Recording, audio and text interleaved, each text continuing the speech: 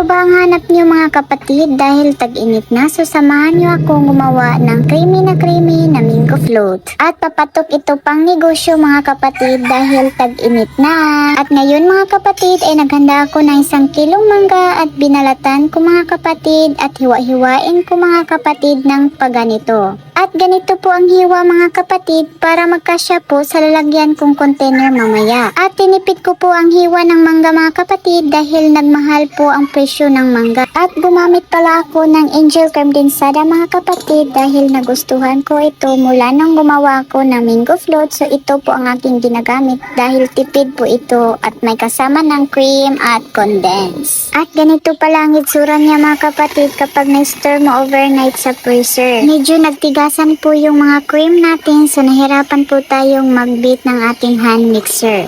Pero kailangan po nating mag-double size ang volume ng ating cream mga miss. So kailangan po nating tiisin hanggang sa mag-consistent po ang itsura niya. Kapag okay na po ang itsura ng ating cream mga kapatid ay ilagay na natin sa container isa-isa. At pagkatapos kong nilagay ang cream mga kapatid ay nilagay ko po yung buo na graham. So tinansya-tansya ko lang mga kapatid para maganda po ang itsura niya. At para mas lalong gumanda mga kapatid ay lagyan po natin ng crust na grahams. At ulit-ulitin mo lang ang proseso mga kapatid, lagyan ng cream at saka pagkatapos niyan ay maglagay ka na din ng mangga. At sa paglagay ng mangga mga kapatid ay hindi ko tinipid. So naglagay na din ako ng second layer ng ating grahams. At ulit-ulitin mo lang ang paglagay ng mga grahams at mangga mga kapatid para mapuno po yung container. At para magustuhan ng ating mga customer mga kapatid ay kailangan talagang damihan ng cream para malasahan po nila ang lasa ng mango float. At sa halagang 356 mga kapatid ay nakagawa ako ng 15 pieces na container, kibali 250 ml po ang gamit ko. At syempre para makabawi sa gastusin mga kapatid ay ibibenta ko din ng 55 pesos ang bawat isa. At hindi ka na rin malulugi mga kapatid dahil malaki po ang kitaan nito mga kapatid. And thank you for watching mga kapatid. Babu!